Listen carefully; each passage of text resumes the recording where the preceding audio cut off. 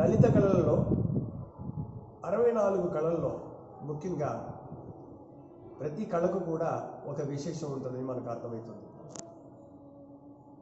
వేటికవే విశిష్టను మనం సంతరించుకుంటుంది ఈ వనిత కళ. కవి కావ్య స్వరూపాన్ని మనం ప్రచురించేటప్పుడు తన హృదయం నుండి వచ్చినటువంటి శబ్ద స్వరూపాలన్నీ కూడా తన వాక్కు ద్వారా అధిష్ఠించబడుతుంది మొత్తం కూడా. అలాగే చిత్రకారుడు తన భావ ప్రకటనలన్నీ కూడా రేఖల ద్వారా వర్ణముల ద్వారా చిత్రాలను మనకు ప్రదర్శిస్తూ ఉంటాడు.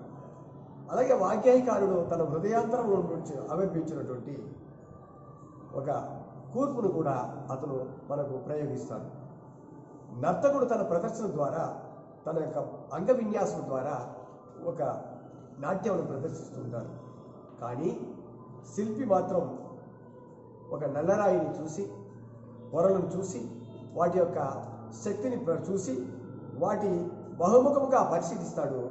సంధ్యాకాంతిలో చీకటిలో అన్ని వైపులా తిరిగి సూక్ష్మంగా పరిశోధించి అందులో ఏ మూర్తి బంధింపబడి ఉన్నదో దానిస్తాడు శిల్పి. నిజమైన హృదయం ఆ శిలల్లో ఉంటాయని మనకు గమనించవచ్చు. శిలలో చిక్కుకున్న మూర్తిని ఆ విముక్తి కలిగించేదే శిల్పి యొక్క వాత్సల్యం. సాధకుడు మనసులో స్వస్వరూపం ప్రదర్శిస్తాడు, సద్గురువుగా ఉంటాడు.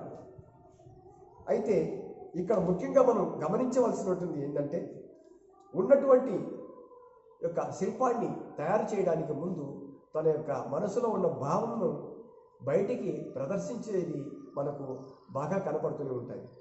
కానీ శిల్పంలో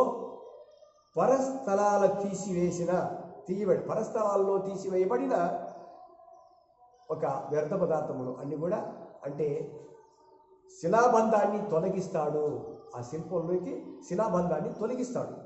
నిశ్చితమైనటువంటి మూర్తిని బయటికి తీయడమే శిల్పి యొక్క ఆవేదన.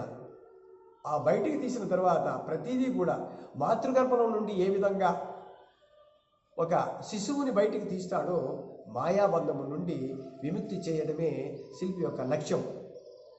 కావున మనం చెప్తున్నటువంటి పరస్థలాల్లో ఉన్నటువంటి రాళ్లను మొత్తం తొలగించి మూర్తిని బయటికి తీయడమే శిల్పి యొక్క మొట్టమొదట ఉన్నటువంటి విశేషమైనటువంటి భావన.